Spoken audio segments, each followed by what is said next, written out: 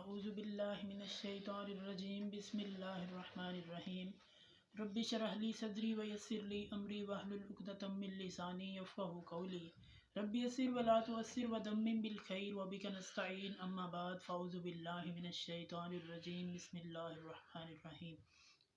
السلام علیکم ناظرین، ہم نے پچھلی چند ویڈیو سے قرآن پاک فرقان حمید کا ترجمہ اور اس کے اندر موجود مختلف احکامات کو آپ کی خدمت میں مختصراً بیان کیا تھا، اور آج کی ویڈیو میں ہم سورہ البقرہ میں موجود آیت نمبر 266 کا ترجمہ اور اس کے اندر موجود احکامات کو آپ کی خدمت میں مختصراً بیان کریں گے۔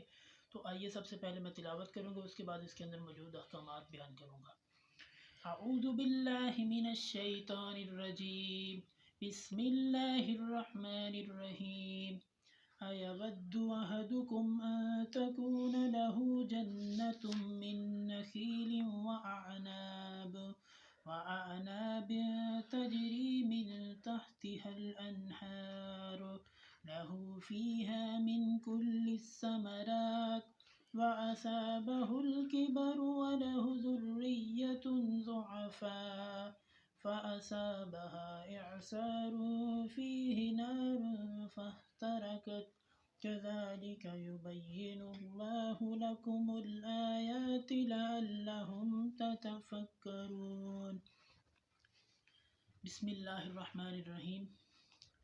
اَيَوَدُّ أَحَدُكُمْ، کیا تم میں سے کوئی چاہتا ہے، أَن تَكُونَ لَهُ جَنَّةٌ، کہ اس کے لیے کوئی باغ ہو، یعنی کیا تم میں سے کوئی چاہتا ہے کہ اس کے لیے باغ ہو، من نخیل، کھجوروں کا، وعناب، اور انگوروں کا، یعنی تم میں سے کوئی چاہتا ہے کہ اس کے لیے کھجوروں اور انگوروں کا باغ ہو، تجری من تحتها الانہار، اس کے نیچے سے نہریں بہ رہی ہوں۔ کیا خوبصورت بات ہے کہ کھجوروں اور انگوروں کا باغ ہو اور اس کے نیچے سے خوبصورت نہریں بہ رہی ہوں۔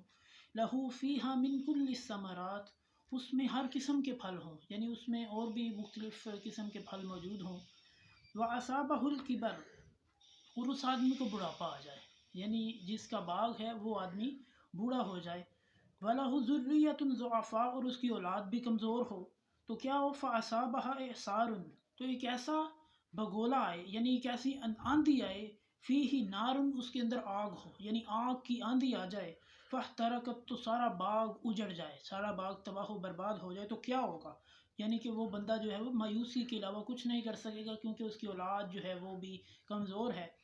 کذالک یبین اللہ لکم الآیات، اسی طرح اللہ تعالیٰ تمہارے لیے اپنی آیتیں بیان کرتا ہے، لعلکم تتفکرون، تاکہ تم غور و فکر کرو، تاکہ تمہیں یہ ہوش آئے کہ اگر میں خود کچھ نہیں کر سکتا، میری اولاد نہیں کر سکتی، تو پھر کوئی بھی کچھ نہیں کر سکتا۔